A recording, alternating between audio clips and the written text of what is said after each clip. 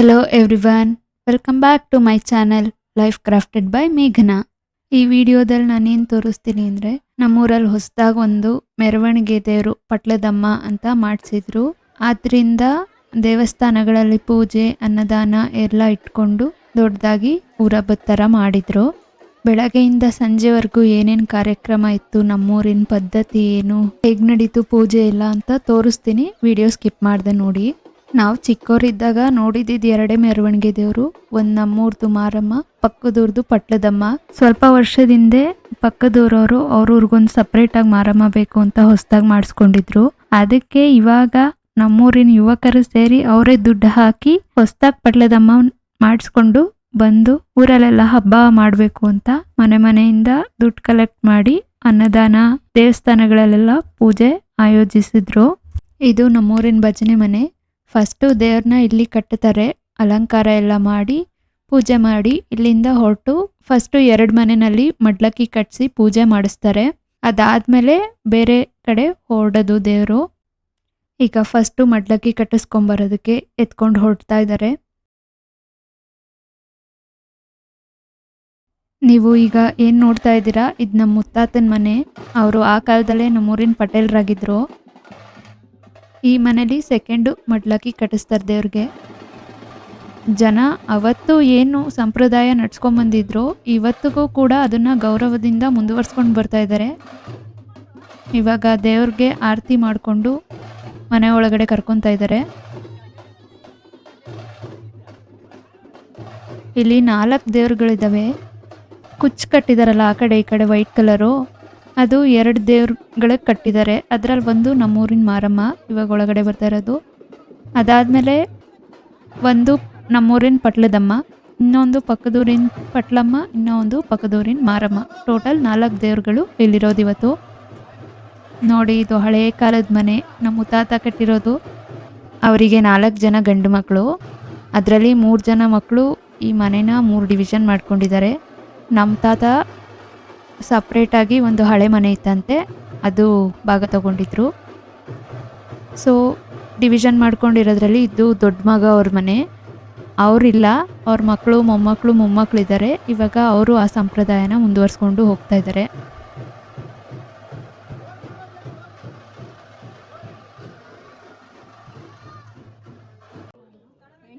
ಅವರು ನಮ್ಮೂರಿನ ಮಾರಮ್ಮನ ದೇವಸ್ಥಾನದ ಪೂಜಾರು, ದಾಸಪ್ಪ ಅಂತ ಕರೀತಾರೆ.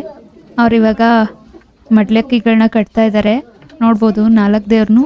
ಕೆಳಗೊಂದು ಚಾಪೆ ಹಾಸಿ ಅದ್ರ ಮೇಲೆ ಒಂದು ಬಿಳಿ ಪಂಚೆ ಹಾಕಿ ಅದ್ರ ಮೇಲೆ ಒಂದು ಬಾಳೆ ಎಲೆಯಲ್ಲಿ ಅಕ್ಕಿ ಹಾಕಿ ಅದ್ರ ಮೇಲೆ ದೇವ್ರನ್ನ ಕೂರಿಸಿರೋದು. ನಾವಲ್ಲಿ ಮೆಟ್ಲು ಮೇಲೆ ನಿಂತ್ಕೊಂಡು ನೋಡ್ತಾ ಇದ್ದೀವಿ.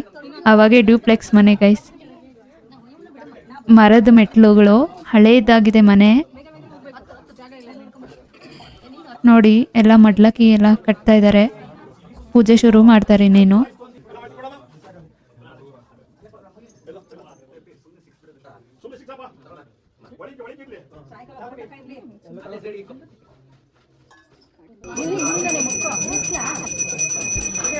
ಇವಾಗ ಪೂಜೆ ಮಾಡ್ತಾ ಇದ್ದಾರೆ ನೋಡಿ.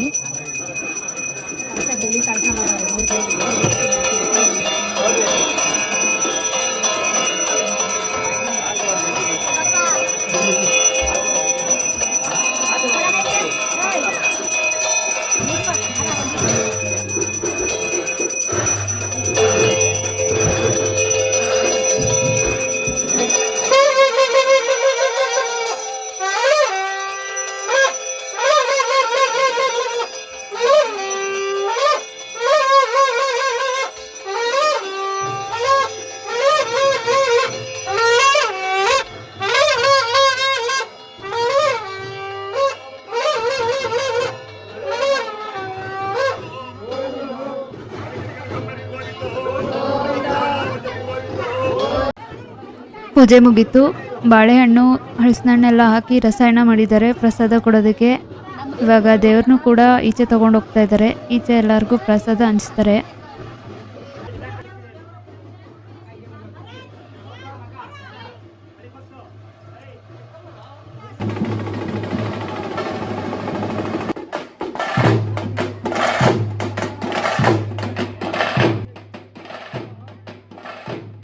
ಮನೆ ಮುಂದೆ ಒಂದೆರಡು ನಿಮಿಷ ಮೆರವಣಿಗೆ ಮಾಡಿ ಇವಾಗ ದೇವಸ್ಥಾನದ ಕಡೆ ಹೊರಡ್ತಾರೆ. ದೇವಸ್ಥಾನಕ್ಕೂ ಹೊರಡೋಕೆ ಮುಂಚೆ ಅಲ್ಲಿ ಸ್ವಲ್ಪ ಮುಂದೆ ಹೋಗಿ ಮಣೇವು ಅಂತ ಹಾಕ್ತಾರೆ. ಅದು ನಮ್ಮೂರಿನ ಸಂಪ್ರದಾಯ. ಮಣೇವು ಹಾಕೋದು ಅಂದರೆ ಏನು ಅಂತ ನೆಕ್ಸ್ಟ್ ಇದೆ ನೋಡಿ. ಇಲ್ಲಿ ಊರವರೇ ದೇವ್ರನ್ನ ಎತ್ಕೊಂಡು ಮೆರೆಸ್ತಾ ಇದ್ದಾರೆ. ಮೆರೆಸೋರು ದೇವ್ರನ್ನ ಮೆರೆಸೋದಕ್ಕಿಂತ ಊರವ್ರು ಮೆರೆಸಿದ್ರೇ ಚೆನ್ನಾಗಿರುತ್ತೆ ನೋಡೋದಕ್ಕೆ. ಅವ್ರು ಹಾಕೋ ಸ್ಟೆಪ್ಪು ಎಲ್ಲ.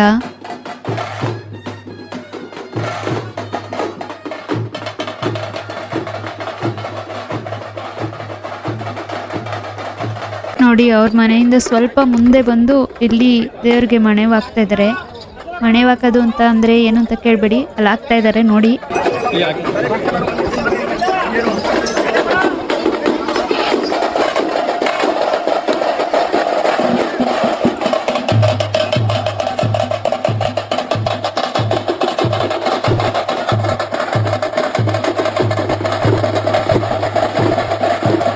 ಹೀಗೆ ದೇವ್ರ ಮುಂದೆ ಒಂದು ಬಿಳಿ ಪಂಚೆ ಹಾಕಿ ಅದ್ರ ಮೇಲೆ ಹಳಸಿನಣ್ಣಂದು ರಸಾಯನ ಅದು, ಆಮೇಲೆ ಪೂಜೆ ಸಾಮಾನೆಲ್ಲ ಇಟ್ಬಿಟ್ಟು ಅಲ್ಲಿಗೆ ಪೂಜೆ ಮಾಡಿ ದೇವ್ರಿಗೂ ಕೂಡ ಪೂಜೆ ಮಾಡ್ತಾರೆ ಇವಾಗ.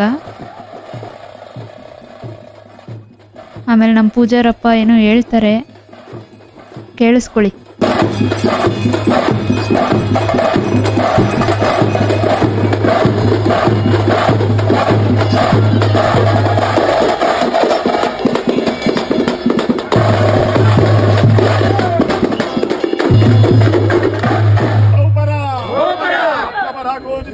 ಕಷ್ಟಾಮಿ ಧಾನಿ ಸ್ವಾಮಿ ಬಹುಪರ ಓಡಲಾಡಲು ಅರಸಿ ಪಡವಲು ನಾಡ ದೊರೆಗೆ ಮೂಡಲು ಪಡವಲು ಶಂಕರಮಡು ಸ್ವಾಮಿ ಬಹುಪರ ಗೋವಿಂದ ನಿತ್ಯಗಳು ನಿತ್ಯನ ಜಯ ಜಯಾನಂದನ ಕಮಲ ನೇರ ಪೀತಾಂಬರ ವೈಗುಂಡು ನಾರಾಯಣ ಸ್ವಾಮಿ ಬಹುಪರ ಉನ್ನದು ಹಿರಿಯ ಬಲಭಜವನ್ನು ಮೆರೆದು ಬೆಟ್ಟ ಬಿಟ್ಟ ಆದರನ್ನು ಸ್ವಾಮಿ ಬಹುಪರಗಳೆಲ್ಲ ಬಳಸಿ ದೇಶಗಳೆಲ್ಲ ಬಳಸಿ 76 ದೇಶಗಳೆಲ್ಲ ಸುತ್ತಿ ಸೊಪ್ಪಿನ ಕೊನೆಯೊಳಗೆ 31 ನೆಲೆಗಳ ಬಳಿಗೆ ಪೂಜೆಗೊಂಡು ಸ್ವಾಮಿ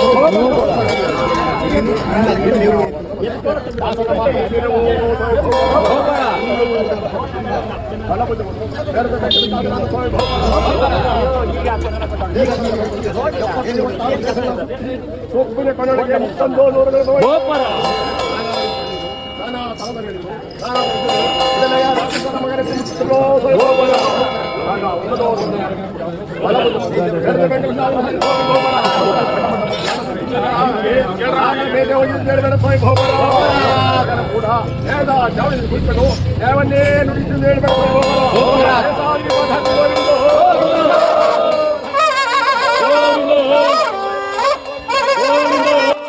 ಇವಾಗ ಬಹುಪರಕ್ಕಾಗಿ ಅಲ್ಲಿ ದೇವ್ರಿಗೆ ಇಟ್ಟಿದ್ದ ಚರ್ಪನ ಎಲ್ಲರಿಗೂ ಹಂಚ್ತಾ ಇದ್ದಾರೆ.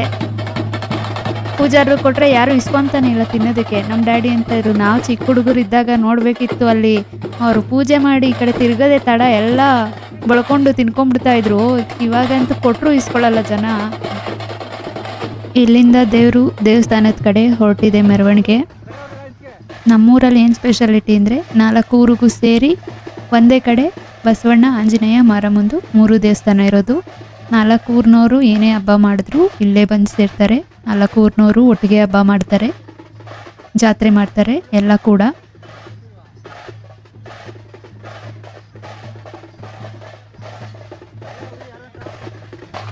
ಇವಾಗ ದೇವಸ್ಥಾನದ ಹತ್ರ ಬಂದಿದ್ದಾರೆ. ದೇವಸ್ಥಾನದ ಹತ್ರ ದೇವ್ರು ಮೆರೆಸ್ತಿದ್ದಾರೆ ನೋಡಿ. ಇವಾಗ ಮೆರೆಸ್ತಾ ಇರೋದು ಕೊಚ್ಚಿದೆಯಲ್ವಾ, ಇದು ನಮ್ಮೂರ ದೇವರು ಮಾರಮ್ಮ. ಇದು ತುಂಬ ಹಳೆ ದೇವರು. ನಿಮಗೆ ಝೂಮಲ್ಲಿ ಫೋಟೋ ತೋರಿಸ್ತೀನಿ, ಅವಾಗ ಗೊತ್ತಾಗುತ್ತೆ ನೋಡಿ.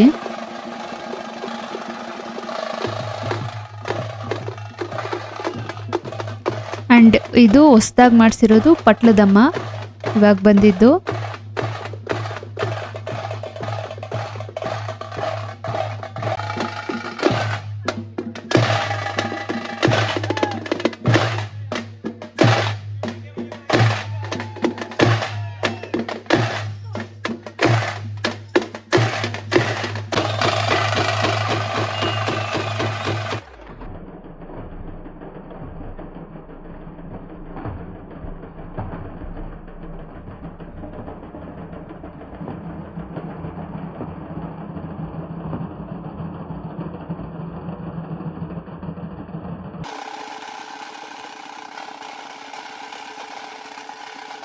ಭಜನೆ ಮನೆ ಹತ್ರದಿಂದ ದೇವರು ಎತ್ಕೊಂಡು ಹೊರಟಾಗೆ 11:45 12 ಗಂಟೆ ಆಗಿತ್ತು.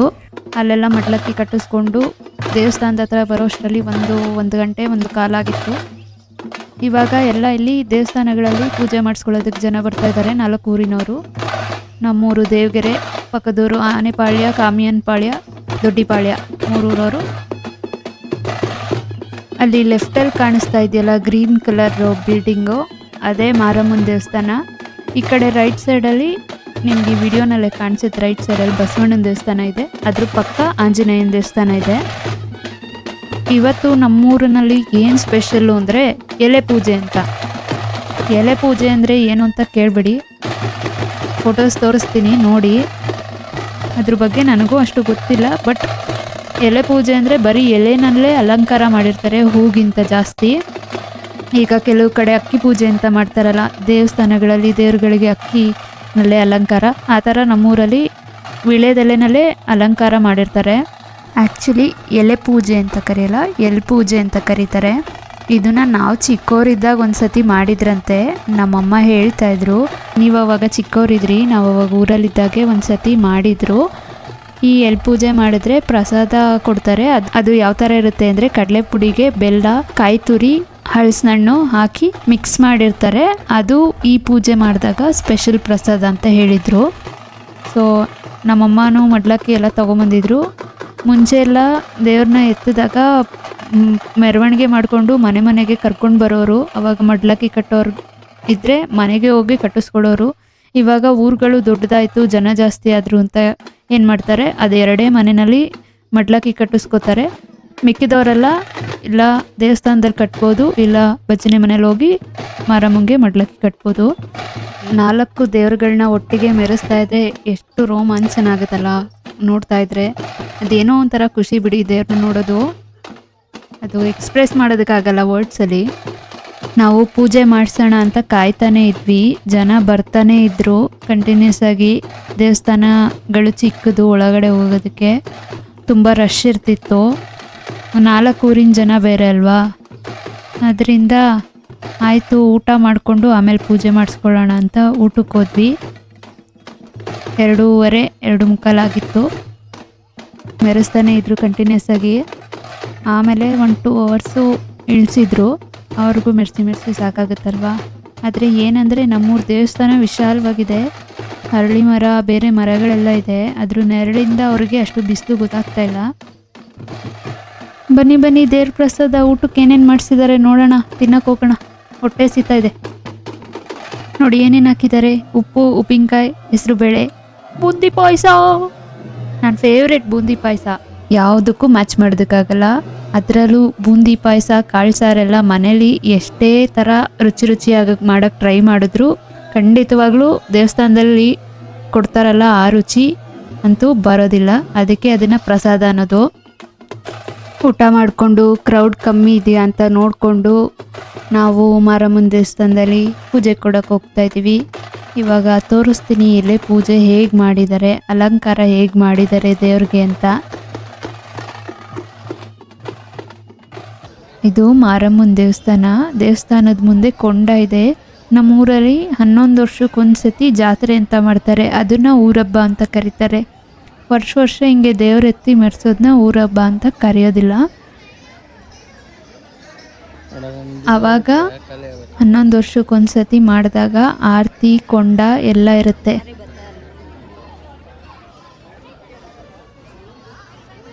ನಮ್ಮೂರಿನ ದೇವತೆ, ಗ್ರಾಮ ದೇವತೆ ಮಾರಮ್ಮ ತಾಯಿ ಎಲ್ಲ ಎಲೆ ಕಟ್ಟಿ ಅಲಂಕಾರ ಮಾಡಿದ್ದಾರೆ ನೋಡಿ.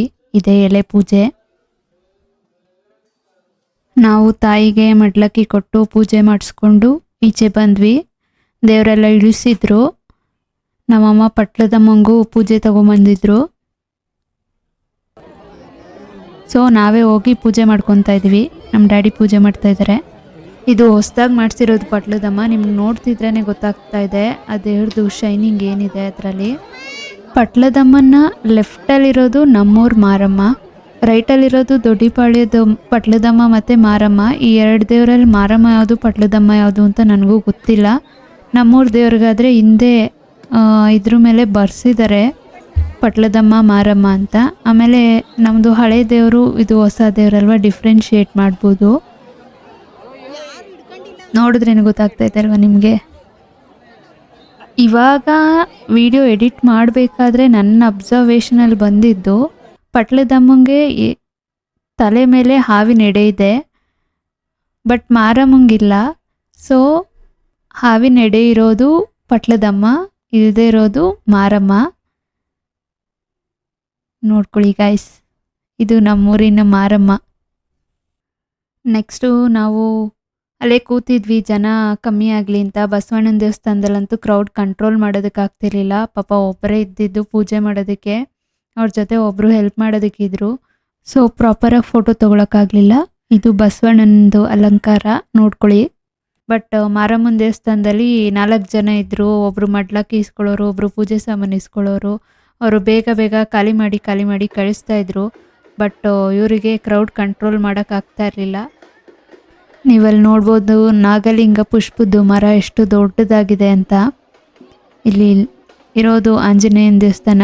ಇಲ್ಲೂ ಕ್ರೌಡು ಜಾಸ್ತಿನೇ ಇದೆ. 4 ಗಂಟೆ ಆದರೂ ಇಷ್ಟು ಜನ ಇದ್ದರು.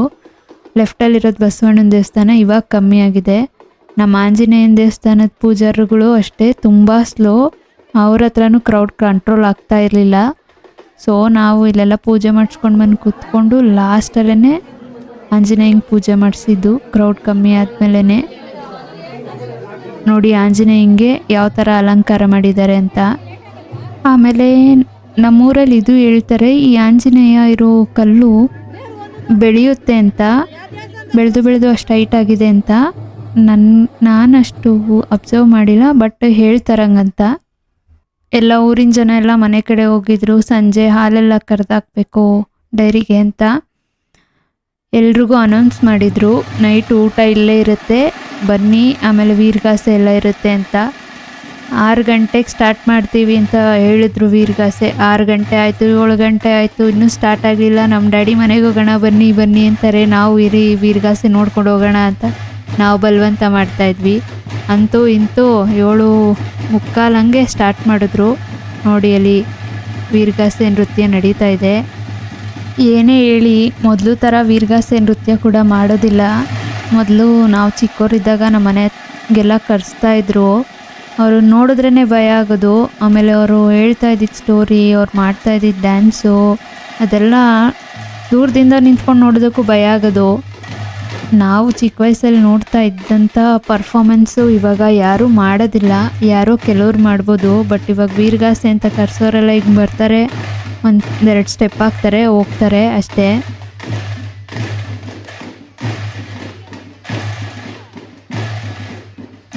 ಈ ವೀರಗಾಸೆ ನೃತ್ಯ ನೋಡೋಕ್ಕೆ ಬೇಜಾರಾಯಿತು. ಅಷ್ಟು ಇಂಟ್ರೆಸ್ಟಿಂಗು ಅನ್ನಿಸ್ಲಿಲ್ಲ. ಆಮೇಲೆ ತಮಟೆ ಬೀಟ್ ಕೂಡ ಅವರು ವೀರಗಾಸೆ ನೃತ್ಯದವ್ರದ್ದಲ್ಲ, ಇವರು ನಾರ್ಮಲ್ಲು ದೇವ್ರು ಕುಣಿಸೋದಕ್ಕೆ ತಮಟೆಯವ್ರು ಬಂದಿದ್ರಲ್ಲ ಅವರು. ಆಮೇಲೆ ಆಯಿತು ನಡೀರಿ ಊಟ ಮಾಡೋಣ ಅಂದ್ಬಿಟ್ಟು ಹೋಗಿ ಊಟ ಮಾಡಿಕೊಂಡು ಮನೆಗೆ ಹೋಗೋಕ್ಕೆ ಲೇಟ್ ಆಗುತ್ತೆ ಅಂತ ನಾವು ಹೊರಡಕ್ಕೆ ರೆಡಿ ಆದೋ. ಅವರು ಸ್ಟಾಪ್ ಮಾಡಿಬಿಟ್ಟು ಮಂಡಲ ಬರಿತೀವಿ, ಇವಾಗ ಮಂಡಲ ಹಚ್ತೀವಿ ಅಂತ ಹೇಳ್ತಾಯಿದ್ರು. ನೋಡಿ ಮಂಡಲ ಹೇಗೆ ಹಚ್ತಾರೆ ಅಂತ. ಅದು ಕಂಪ್ಲೀಟ್ ವಿಡಿಯೋ ಇಲ್ಲ, ಜಸ್ಟ್ ಗ್ಲಿಮ್ಸಮ್ ಇದೆ. ಮಂಡಲ ಬರೆದ್ಬಿಟ್ಟು ಅದಕ್ಕೆ ಬೆಂಕಿ ಹಚ್ತಾರೆ ಅಷ್ಟೇ. ಮೊದಲೆಲ್ಲ ನಾವು ಚಿಕ್ಕವರಿದ್ದಾಗ ವೀರಭದ್ರ ಸ್ವಾಮಿ ಇದ್ದಾಕೋರು ಜೊತೇಲಿ ಭದ್ರಕಾಳಮ್ಮನ ಕರ್ಕೊಂಬರ್ತಾ ಇರಲಿಲ್ಲ. ಇವಾಗ ಹೊಸದಾಗಿ ಭದ್ರಕಾಳಮ್ಮನ ಸೃಷ್ಟಿ ಮಾಡ್ಕೊಂಡಿದ್ದಾರೆ, ಜೊತೇಲಿ ಕರ್ಕೊಂಬರ್ತಾರೆ. ಇವಾಗ ಇಲ್ಲಿ ಕಿರೀಟ ಹಾಕೊಂಡು ಡ್ಯಾನ್ಸ್ ಮಾಡ್ತಾ ಇರೋದು ಭದ್ರಕಾಳಮ್ಮ.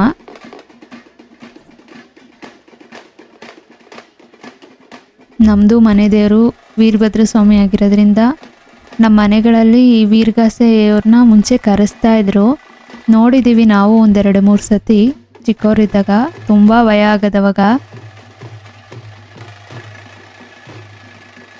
ಯಾವಾಗಲೂ ಕಾಯಿಗಳು ಕೈಯಲ್ಲಿ ರೆಡಿ ಇರಬೇಕಿತ್ತು. ಅವ್ರಿಗೆ ಕೋಪ ಬಂದ್ಬಿಡುತ್ತೆ ಅಂತ ಕಾಯಿ, ನಿಂಬೆಹಣ್ಣು ಎಲ್ಲ ರೆಡಿ ಮಾಡಿ ಇಟ್ಕೊಂಡಿರೋರು. ಏನು ಒಂದು ಹೆಜ್ಜೆ ಹಾಕಿದ್ರು, ಒಂದು ಕುಣಿತ ಮಾಡಿದ್ರು ಅಂದರೆ ಎಷ್ಟು ಕಾಯಿ ಹೊಡಿಯೋರು, ಎಷ್ಟು ಸಿಟ್ಟು ಬರೋದು. ಇವಾಗ್ನವ್ರಿಗೆ ಆ ಚಾರ್ಮ್ ಇಲ್ಲ ಬಿಡಿ. ನೋ ಹೇಟ್ರೆಡ್ ಗೈಸ್, ನನ್ನ ಅನಿಸಿಕೆ ಅಭಿಪ್ರಾಯನ ನಾನು ತಿಳಿಸಿದ್ದೀನಿ. ಯಾರು ಅದನ್ನು ನೆಗೆಟಿವ್ ಆಗಿ ತಗೋಬೇಡಿ. ಇಲ್ಲಿ ಅವರು ಸ್ಟೋರಿ ಹೇಳ್ತಾ ಇದ್ರು, ಈ ಕಡೆ ಲೆಫ್ಟಲ್ಲಿ ಮಕ್ಳುಗಳು ಕೂತ್ಕೊಂಡು ಗಲಾಟೆ ಮಾಡ್ತಾಯಿದ್ರು. ಅವ್ರನ್ನ ಸೈಲೆಂಟ್ ಮಾಡ್ಸಕ್ಕೆ ಬಂದು ಸುಮ್ಮನೆ ಎದುರಿಸಿದ್ರು. ಆ ಮಕ್ಕಳು ಕೂಡ ಎದುರ್ಕೊತಾ ಇರಲಿಲ್ಲ. ನಕ್ಕೊಂಡು ಹಿಂದ್ಕೊಡೋಗೋರು, ತಿರ್ಗಾ ಮುಂದೆ ಬಂದು ಜೋರಾಗಿ ನಗೋರು, ಗಲಾಟೆ ಮಾಡೋರು. ಆವಾಗ್ನವ್ರು ಕಂಡುಬಿಟ್ರೆ ಎದುರ್ಕೊಂಬಿಡೋರು. ದೊಡ್ಡವ್ರು ಕೂಡ ಎದುರ್ಕೊಳ್ಳೋರು. ಈಗ ಮಂಡ್ಲ ಬರೆದು ಬೆಂಕಿ ಹಚ್ತಾರೆ ನೋಡಿ. ಮುಗಿಸಿ ಕೊರಳ ನರವ ಕಡಿದು ಮುಗಿಸಿ ಇಂಚಿಂಚಾಗಿ ದೇಹ ಸೀಳಿ ನಡು ಬೀದಿಲಿ ನರ ಕತ್ತರಿಸಿ ಈಟದಂಗೆ ಹೊಸಕಿ ಬಿಡಲು ಬಿಸಿಯ ರಕ್ತ ಬಸಿತು ಬಿಡಲು ತುಂಡು ತುಂಡು ತುಂಡರಿಸಲು ತಪ್ಪುಗಳ ತಲೆ ಕಡಿಯಲು ಅಬ್ಬರಿಸುತ್ತ ಬೊಬ್ಬಿರಿಯುತ್ತ ಬಲಿಪೀಠ ಅಣಿ ಮಾಡಿರುವೆ. ಬಂದಳು ಬಂದಳು ನೋಡು ಬಲಿ ಹಾಕುತ್ತಾಳೆ ಕಲ್ಪನಾ. ಎಲ್ಲಮ್ಮ ದೇವಿಯ ಮುಂದೆ ಎಡೆ ಹಾಕುತ್ತಾಳೆ ಕಲ್ಪನಾ. ಗಡ ಗಡ ಗಡ ನಡುಕೊನಿಗೆ ಗುಡುಗು ಆಗುತ್ತಾಳೆ. ಸಿಡಿ ಸಿಡಿ ಸಿಡಿ ಸಿಡಿಲು ನಂಗೆ ಬಡಿದುಕೊಳ್ಳುತ್ತಾಳೆ. ಬಂದಳು ಬಂದಳು ಬಂದಳು ಬಂದಳು ಬಂದಳು ಬಂದಳು ಸುಂಟರ ಗಾಳಿ ಹಂಗೆ ಬಂದವಳು. ಸಂಹಾರ ಮಾಡೋ ಶೂಲ ತಂದವಳು. ಹೇ ಗಂಡು ಹೆಣ್ಣು ಸೇರಿ ಬಂದವಳು. ನಿನ್ನ ಅಂತ್ಯ ನೋಡಲು ಅಷ್ಟೇ. ಓಕೆ ಗಾಯ್ಸ್, ವಿಡಿಯೋ ಇಲ್ಲಿಗೆ ಎಂಡ್ ಮಾಡೋಣ. ಇದಾಗಿತ್ತು ಇವತ್ತಿನ ದೇವರ ಪೂಜೆ ಆಚರಣೆಗಳ ವಿಡಿಯೋ. ಇದೇ ರೀತಿ ಸಂಪ್ರದಾಯಗಳನ್ನ ಮುಂದಿನ ಪೀಳಿಗೆವರೆಗೂ ಉಳಿಸಿ ನಡ್ಸ್ಕೊಂಡು ಹೋಗ್ಬೇಕಾಗಿರೋದು ನಮ್ಮೆಲ್ಲರ ಜವಾಬ್ದಾರಿ. ನಾನು ಮಾಡಿದ್ದ ಈ ವಿಡಿಯೋ ಹೇಗಿತ್ತು, ನಮ್ಮೂರಿನ ಆಚರಣೆ ಬಗ್ಗೆ ನಿಮ್ಗೆ ಏನು ಅನ್ನಿಸ್ತು ಅಂತ ಎಲ್ಲ ಕಮೆಂಟ್ ಮಾಡಿ. ನಿಮಗೆ ಈ ವಿಡಿಯೋ ಇಷ್ಟ ಆಗಿದ್ರೆ ಪ್ಲೀಸ್ ಲೈಕ್ ಮಾಡಿ, ಶೇರ್ ಮಾಡಿ, ಸಬ್ಸ್ಕ್ರೈಬ್ ಮಾಡಿ, ಇನ್ನೂ ಹೆಚ್ಚಿನ ಸಂಖ್ಯೆಯಲ್ಲಿ ಸಪೋರ್ಟ್ ಮಾಡಿ ಅಂತ ಕೇಳ್ಕೊತೀನಿ. Thank you. See you next video. Bye, take care.